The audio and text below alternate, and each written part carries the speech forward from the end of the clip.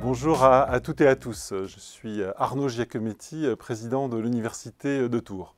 Cette année, vous êtes près de 32 000 inscrits à l'Université de Tours dans une de ses 12 composantes, la rentrée ayant été marquée par l'ouverture de la faculté d'odontologie et la transformation de l'IAE en école interne à part entière au sein de l'université. Avec mon équipe et tous les personnels de l'université, nous sommes déterminés à améliorer vos conditions d'études, à vous accompagner dans vos projets universitaires, à améliorer la qualité de vie sur les campus. Ainsi, en 2023, débuteront les travaux d'extension de Polytech, mais aussi de rénovation des bâtiments du site des Tanneurs, un chantier particulièrement ambitieux. Nous devrions également entreprendre les travaux de transformation des locaux de la passerelle, juste en face des Tanneurs, pour en faire un tiers-lieu géré par et pour les étudiants. Il est en effet primordial de proposer de nouveaux aménagements pour des lieux de vie étudiantes. 2023 sera une année importante pour l'avenir de l'université avec la construction de son projet d'établissement, de sa nouvelle offre de formation et de son schéma directeur de la vie étudiante. Des projets qui vous concernent pleinement. Dans ce contexte, nous avons souhaité connaître vos attentes pour 2023 et nous vous remercions d'avoir été nombreux et nombreuses à réagir sur Instagram. L'équipe présidentielle, avec en particulier notre nouvelle vice-présidente étudiante, Agathe Joyeux, s'est prêtée au jeu de la boîte à questions pour répondre à vos idées et vœux pour cette nouvelle année. Je vous invite à découvrir leurs réponses.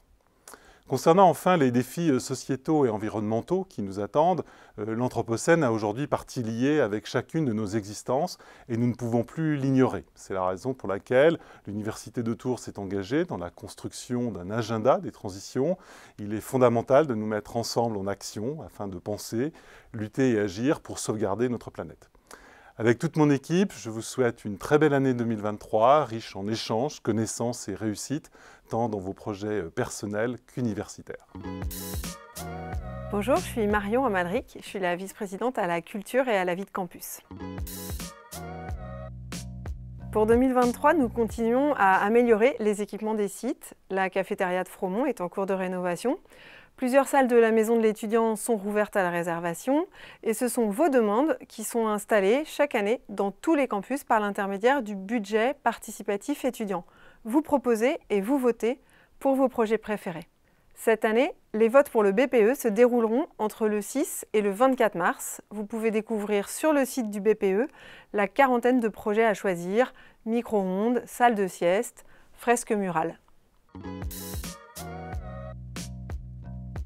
Des campus plus verts, c'est à la fois des endroits où on peut accéder et garer son vélo, trier ses déchets, en plus d'être des bâtiments mieux isolés et aux meilleures performances énergétiques.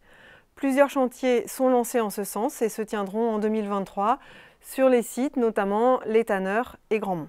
Des campus plus confortables, ce sont aussi des campus qui offrent des lieux de vie, de partage et où les associations peuvent agir et se retrouver.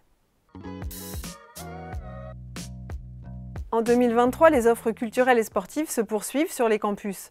Musique, théâtre, nuits sportives, mais ce sont aussi les événements organisés par les associations dans toutes les filières qui font la richesse de notre université.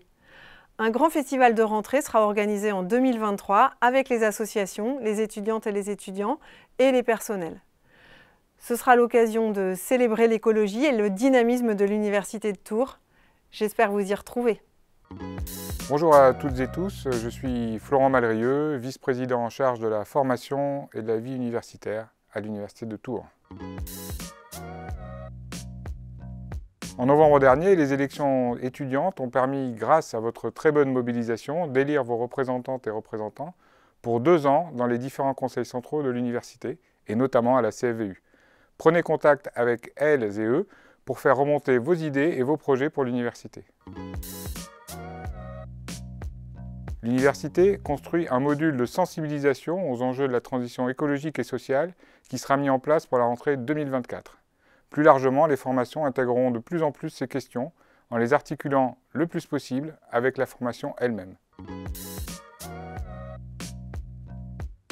Cette année, toutes les candidatures en master se feront via l'application Mon Master. Vous pourrez déposer vos candidatures du 22 mars au 18 avril et les résultats seront communiqués à partir du 23 juin. D'ici là, informez-vous et venez nombreuses et nombreux aux Journées portes ouvertes de l'Université de Tours le 4 mars. Bonjour à toutes et à tous, je m'appelle Agathe Joyeux et je suis la nouvelle vice-présidente étudiante.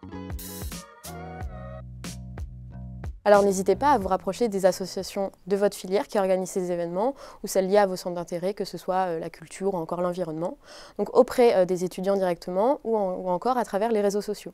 Puis à leur demande, ces événements ils peuvent être diffusés sur les différentes plateformes de l'université. Mais c'est aussi à travers les financements FSDIE ou CEVEC et l'aide du service de la vie universitaire que cela peut se réaliser, avec un réel accompagnement. Alors il y a des dispositifs d'aide numérique et de santé qui sont mis en place par l'université, puis aussi par le Crous, notamment avec les bourses, le logement ou encore l'exonération des frais d'inscription. Puis c'est aussi des actions solidaires tout au long de l'année, avec des distributions alimentaires ou encore vestimentaires. Et puis surtout, si vous voulez les aider, n'hésitez vraiment pas à les contacter pour vraiment devenir des acteurs de cette lutte contre la précarité. L'année dernière, une nouvelle cellule d'écoute contre les violences sexistes et sexuelles a été mise en place, donc avec des mesures de protection et de prise en charge des victimes. Alors elle est en constante évolution au vu de sa mise en place récente. Et il y a aussi une autre cellule donc, qui est contre le harcèlement et les discriminations qui a été aussi mise en place avec un fonctionnement similaire.